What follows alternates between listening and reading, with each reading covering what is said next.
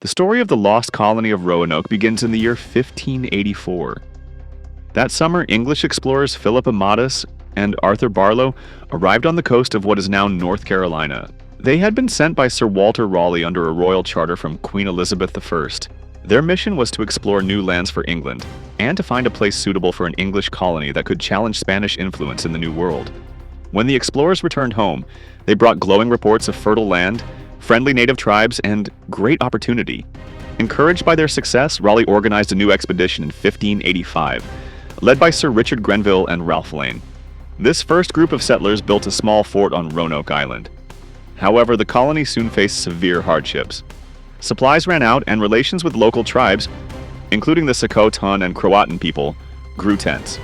When Sir Francis Drake stopped by the island in 1586 after his Caribbean campaign, he found the settlers desperate and starving.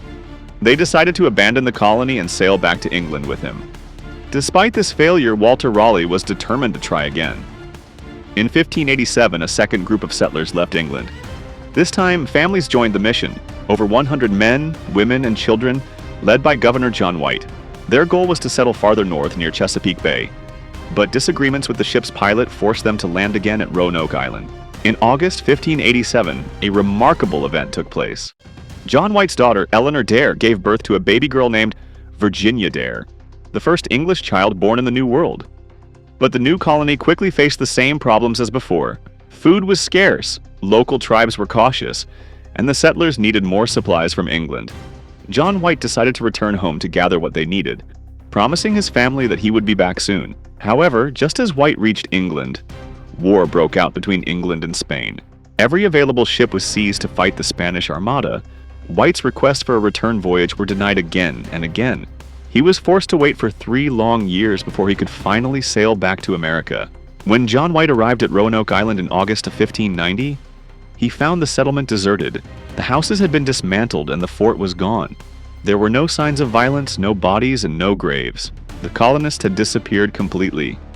The only clue left behind was a single word carved into a wooden post: CROATOAN. White recognized the word as the name of a nearby island, home to the Croatan people who had once been friendly to the English. He took it as a hopeful sign that the settlers might have moved there. But before he could search, a violent storm forced his ship to leave the coast. White never returned to Roanoke, and no trace of the settlers was ever found. For centuries, historians and archaeologists have tried to solve the mystery. Some believe the colonists moved south to CROATOAN Island, today known as Hatteras Island, and blended with local tribes.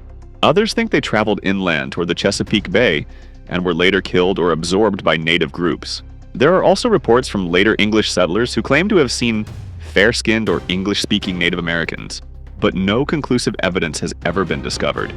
Modern archaeological digs have uncovered fragments, tools, pottery, and European artifacts, both on Roanoke and Hatteras Island. These discoveries hint that at least some settlers may have survived for a time. Still, the full story remains unknown. The Lost Colony of Roanoke remains one of history's greatest mysteries. A vanished community that left behind only a single word and endless questions. It stands as a reminder of the dangers of exploration, the limits of empire, and the courage of those who sought a new beginning in an unfamiliar world. Over 400 years later, the fate of the Roanoke colonists is still unknown, and the mystery continues to echo through time.